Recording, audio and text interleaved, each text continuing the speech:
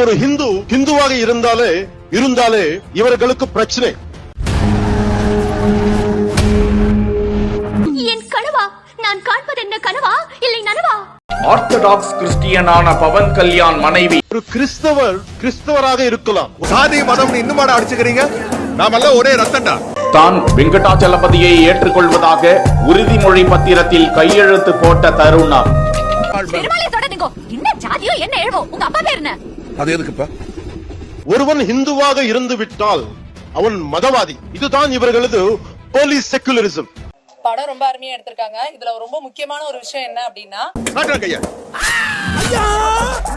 என்ன கலர் ரத்தம்? ரெட்டுங்கய்யா. உன்னோடது லைட் பிங்க்யா. சுதந்திரங்கிறது சாவி கை மாறுகிற சமாச்சாரம் இல்ல.